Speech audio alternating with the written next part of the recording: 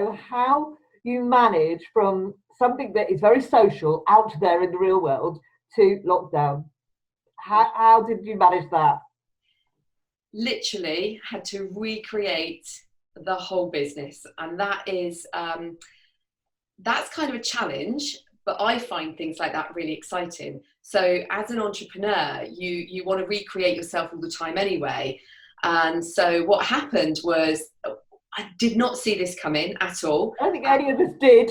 Obviously, we knew lockdown was coming eventually, but when it suddenly happened, I knew that the social clubs will not be back in play until the end of the year. So it wasn't for like a month for me, it was thinking maybe for a year.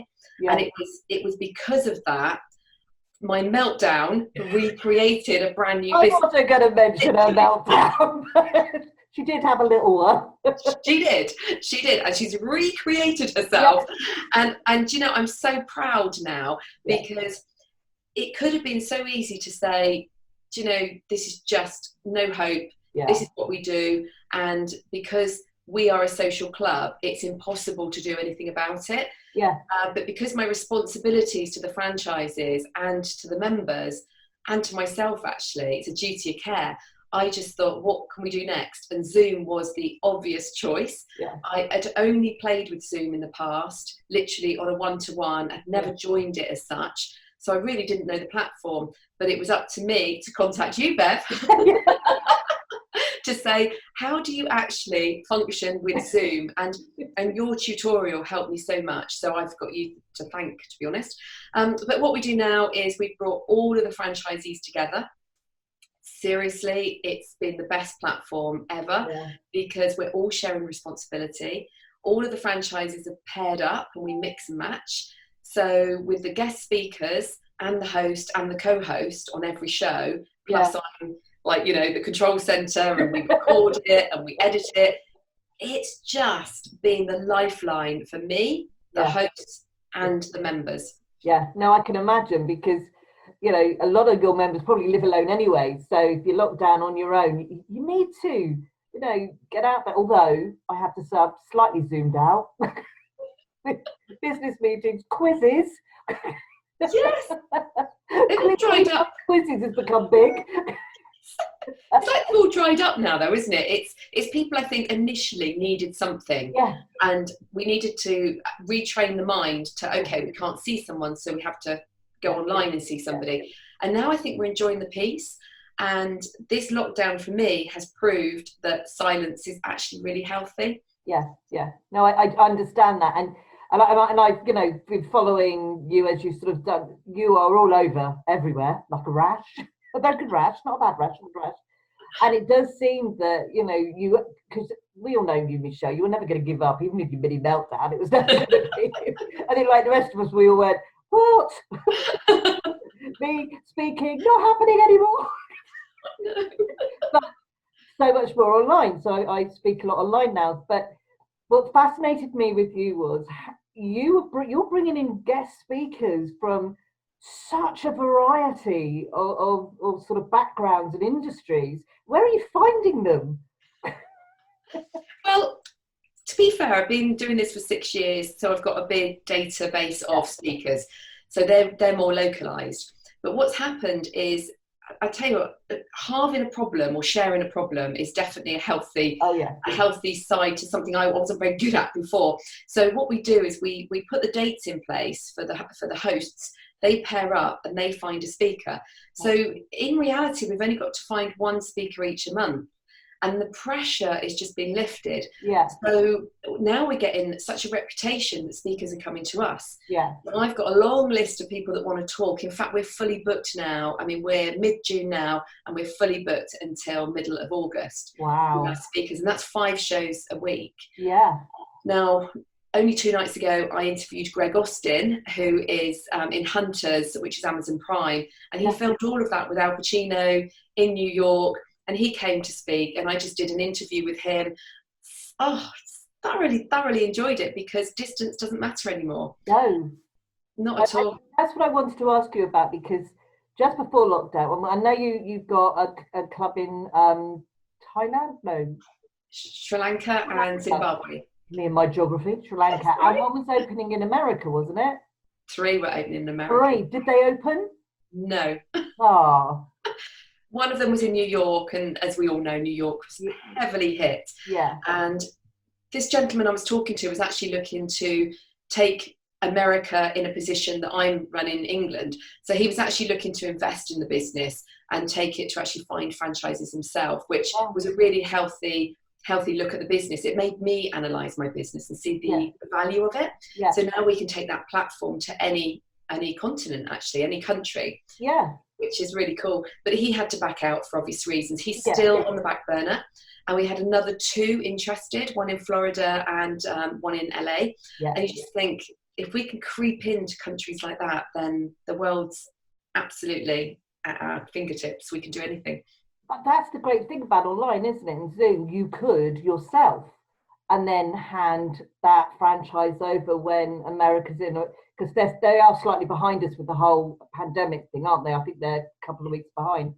So that must be just like, I can go anywhere at any time.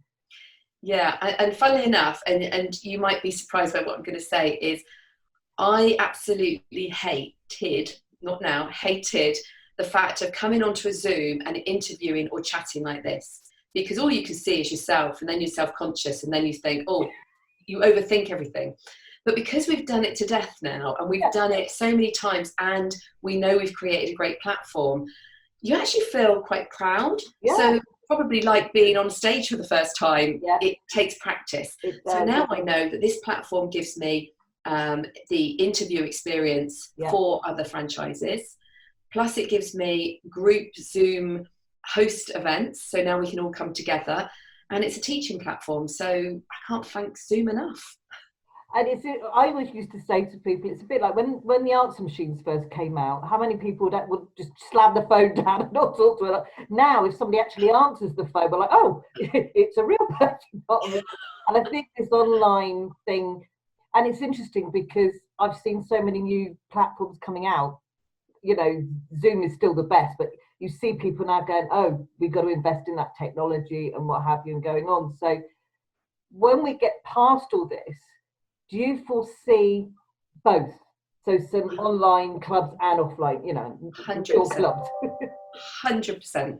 Yeah. I absolutely love this platform because we keep it to an hour. There's nothing to organise as what I mean by that is we don't go to an event and have to drive there, make sure the food. It's a lot cheaper. And I don't have to wear anything on my bottom. We're fine. I can wear pyjamas. How often have you sat in your pyjama bottoms with a fancy top on? No. We're not going to admit that. No, it doesn't happen. It's funny. All of the clothes I've been buying online have all been tops. Yeah. It's like we forget we've got a bottom half. You could try standing up sometimes, Michelle. Doesn't go that far yet. This is fine. But this will definitely stay because what it's done is allowed us to ask any speaker to come and talk. Yeah. We haven't got distance is not a problem anymore. No. So it doesn't matter where they come from, what message they've got. We can say, it's fine, come and join us on Zoom. We can even do it off air and then have it as a recording. Yeah. I find fascinating now is the whole world is in our own little living room or wherever our computer is. The whole world is there. Yeah. Which is great on one hand, but on the other hand, the whole bloody world's in your living room. Double sword, really. What shall I pick today?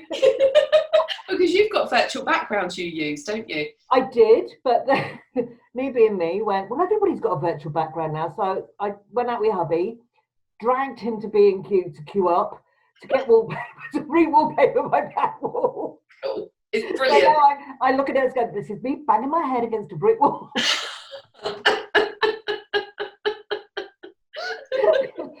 Love it. One of the things I think has been really, really important is I've watched all this go on, and trust me, you weren't the only meltdown person who went,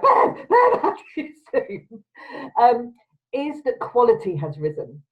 So it is very noisy out there, and for me it was very much, well, you've got to rise above the noise and offer something of quality. And I've noticed with you almost immediately, because you went, I'm going to learn it first rather than I'll just the quality of your meetings, or and they're not even meetings, of your social events, is really high. If you worked really hard to make that quality, so that people go, no, that's the one I want to go to. It's well run, it's fun, it's interesting, it's. Thank you. I think there's two things that I've picked up in the past is, if you've got a moving target, it's like really uncomfortable to watch. And also, if you've got noise background, it's just off-putting. And with Zoom, as you know, as soon as somebody speaks, they come to the foreground when they're speaking. And so what we've done is muted we do lots and lots of hellos, make people feel very welcome. Then we have everybody muted, and then it's the introductions. And so that speaker feels very special for the 20 minutes that they talk about themselves. Then we go into Q&A. So all of the audience, if you like, can actually put questions into the chat room.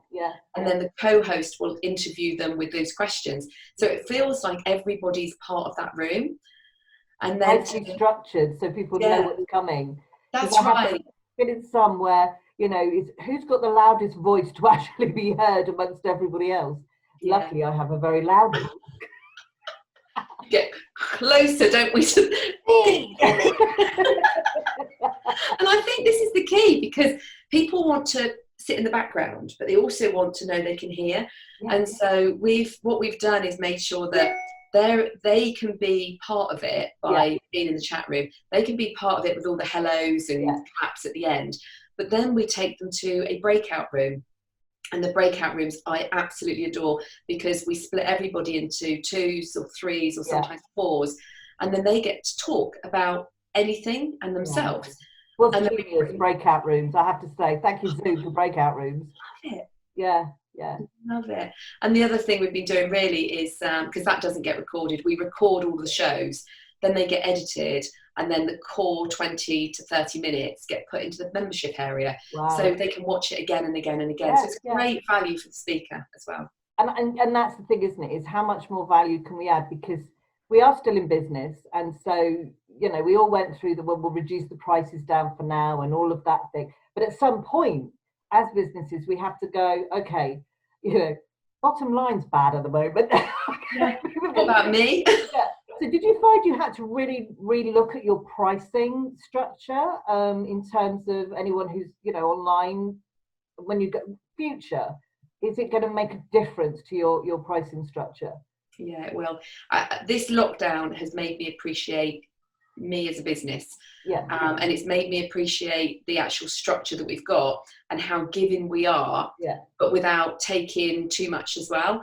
And so I've got to be very much supporting the franchises, so they've invested in the business. It's a very good structure anyway, because there's 4 forms of income for them. But what I want to do is bulk that income up a little bit more, but not take stuff from the ladies too much. So actually we know how much value we've given, so we are going to put the membership up. It's only £20 a year at the moment. We're going to put it up to £30 a year. Wow. But they're getting all these shows every week, and they've got a back office of all the events forever. Those recordings will be there forever. So we appreciate the value we're giving, and we're not going to hide behind, we're just we're very nice, and we are very nice, and we'll continue to make people feel extremely welcome, but there has to be a business element to it. You're absolutely right. And yours is a very heart-led, as I call it, business. It's not, I want to make £1 million by the end of the week. It's really heart-led. How do you balance the heart-led with actually having to earn a good income? Because there's nothing wrong with saying, I want my business to be that successful that I do have millions in the bank, please. So how do you balance the heart-led and the profit? I think that's a really tough one, isn't it? And because we are a part-time business, and what I mean by that is a lady that would come on and invest with me would only be doing 1 or 2 events a month. So it's not as if it's a daily activity for them. So you have to proportion that and just say, look, it's not going to be a full-time income just doing events, but what it's going to do is open up other opportunities. So we actually have a program of they can obviously make money on the event, they can make money on the membership, So really that's a numbers game. Yeah. But we have two other arms as well. And one of them is we invite partners to come on board. So it's people that not invest in our company, but they'll create an offer for our ladies. Yeah. And they pay for that privilege. So they can have a profit from that. And also if they recommend anybody else as well as a franchise. So there's really, I try to get their money back to them within 3 to 4 months of launching. And that I think is my, should I say? I don't know many franchises that would even think like that, let alone do it. So yeah. And on top of that, they can sell their business. So, you know, we've had a couple of them sell and they've gone for twice the amount. So when you've got a following of members and people that have invested as partners in that county, it's a win-win to resell it. So actually, I sit very comfortably now with our platform and model, and I don't think there's anything like it out there actually, which it really is living, laughing and loving. Oh yeah. We do loads of it. She is living her brand. Yeah, that's right. Yeah, moving to the future. So we don't know what this new norm's going to look like. In fact, why do we call it the new normal? Because that's just a misnomer in itself. Yeah. Do you see yourself personally, as you move forward, coaching other people how to run or manage or set up this type of network as a side to the fact that you own and run, you know, the main thing? Yeah, I would like to, I think one of the biggest gifts you can give back, if you like, is your knowledge. Yeah. And it's taken me, I started my own business at 27 and it's taken me, nearly 20, oh my God, 30 years. Okay, let's just knock 10 years. No such thing as a quick win. Nearly 30 years of just learning and not being too arrogant. No. And I think there's cockiness and there's kind of just being really nice in the business, but underneath it, it's also something I think about women need to be able to say that about themselves, that I have learned this, I'm awesome, without them going, and I'm not trying to be cocky. It's that truth. It's a truth. It's sitting your own truth. It is. And I think when you can sell or promote from the heart, it's so genuine, and that's what I get a buzz from, is that people buy into me and the business. So the thought of being able to coach or to inspire people is definitely the ultimate goal for me. It's that moment that you just know that you've achieved enough that people want to learn from you. So 100%. Yeah, because you have skills people need. And but it's not only the skills, it's the experience. And I always say, even those moments when it's been challenging or it hasn't quite worked out the way you thought it was going to work out, or the mini meltdowns we have when the world turns on its axis and we all fall over, that's a gift, I think, to offer other people, that absolute truth that people learn from. So it's not just qualifications or expertise. I think it's experience as well. And so I'm going to throw this question out to you, because I've asked other people this: the future. I think just have a haircut. All women are going, just bring the hairdressers back. But I have to keep you whoop. Yeah, sorry. Do you think, or would you like, so if you had a magic wand, that as we move forward, more and more business and companies will have to be more heart-led, that we want that, this has created a great feeling of support and helping each other through all sorts of things, and we're all in the same boat, and we all see the ones that are ripping us off sometimes and things like that. Do you think, or are you in my camp, that hopes that as we come out, that business, people will go, no, I only want to work with those businesses that give? I 100% agree. It's funny because I've worked from home, or in, like, this is my office, but I've worked from home. Can I just tell you about her office, which is actually a log cabin at the bottom of her garden, not just the back room. It is nice. But yeah, I've always worked from home cabin, and I don't think I've ever, in my head, not necessarily others, but been taken seriously. because they think, oh, you work from home, so Yeah. you're not seen as a corporate entity or taken seriously in Yeah, I other get that. people's eyes. Yeah. And Yeah. oh, you can lay in bed, or oh, you can do this, or you can do that, and Yeah. it doesn't appear that you're working. I really believe so many people have had a taster now of working from home and actually like it. Yeah. They realise that somebody like myself would never want to work in a corporate field, because I absolutely love the freedom. So when you've had a taster of that freedom, and taster of just working when you really do feel energized to work, and being able to see people socially as a balance, that's got to be a healthy win-win. So I do believe that heart-led feeling is going to come even on the corporate level down now. And I agree with you. I think, you know, for some reason more women than men, you know, with the woman working at home, just get a little bit of pocket money. And I have spoken to some people who have been working from home. They go, I didn't realise it was so hard to discipline yourself and manage your time. And I'm well, yeah, especially if you've got a family at home, you know, with the kids off school, it isn't an easy thing to do. And it's a whole skill set in its own right. You know, I've had to learn to do video and online speaking with hubby sat beside me on the other computer. And usually I do this on my own in my own room. You know, and I actually had to and people are going to laugh, I had to overcome this nervousness of doing this when he's in the room. Somebody there. I know, it's like, I get that. Yeah, what's he thinking? You know, so we've all learned something new. So Michelle, I just want to wish you the best of luck going forward, because I just think you're going to go now stratospheric. Oh, I hope so. You're going to be having, you know, opening clubs online in all sorts of places, and I can't wait to see how far you can go. I can't wait to see how many hours you have in a day to do this. Constantly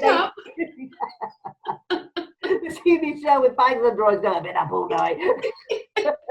Great. On Zoom, there's a button, isn't there, that gives you a better appearance. Yeah, we love that.